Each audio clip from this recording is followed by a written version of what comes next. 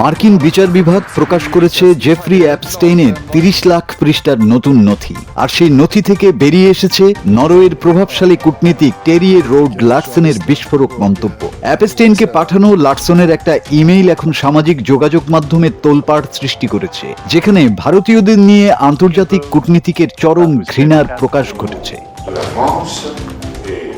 2015 সালের 25শে ডিসেম্বর অ্যাপস্টেইনকে পাঠানো একটি ইমেইলে লারসন লিখেছিলেন, তুমি কি সেই প্রবাদটি শুনেছ, একজন ভারতীয় আর একটি সাপের মুখোমুখি যদি হও তাহলে আগে ভারতীয়কেই মারো। এই মন্তব্য প্রকাশিত হওয়ার পর ভারতের সোশ্যাল মিডিয়ায় তীব্র ক্ষোভ ছড়িয়ে পড়ে। রোড লারসেন নরওয়ের প্রখ্যাত কূটনীতিক ও জাতিসংঘের সাবেক দূত। তিনি ইন্টারন্যাশনাল পিস ইনস্টিটিউটের প্রেসিডেন্ট ছিলেন। তবে 2020 সালে অ্যাপস্টেইনের সঙ্গে তার আর্থিক ও ব্যক্তিগত সম্পর্ক ফাঁস হওয়ার পর পদত্যাগ করতে বাধ্য হন।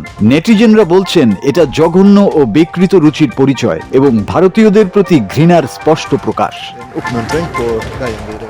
প্রভাবশালী মার্কিন অর্থদাতা জেফ্রি অ্যাপস্টেইন, বিশ্বের অনেক বড় নেতা ও ব্যবসায়ী তার সঙ্গে যুক্ত ছিলেন। 2005 সালে এক নাবালিকাকে শ্লীলতাহানির অভিযোগে তার বিরুদ্ধে তদন্ত শুরু হয়। 2008 সালে দোষী সাব্যস্ত হন অ্যাপস্টেইন এবং 18 মাসের কারাদণ্ড ভোগ করেন। 2019 সালে আবার মানব পাচারের অভিযোগে গ্রেপ্তার হন। সেই বছরেই নিউ ইয়র্কের কারাগারে তার মৃত্যু ঘটে, কর্তৃপক্ষ যা আত্মহত্যা হিসাবে ঘোষণা করে।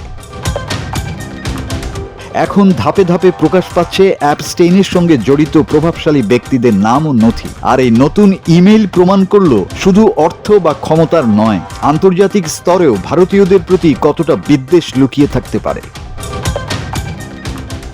মাসুদ হাসান, বাংলা টিভি।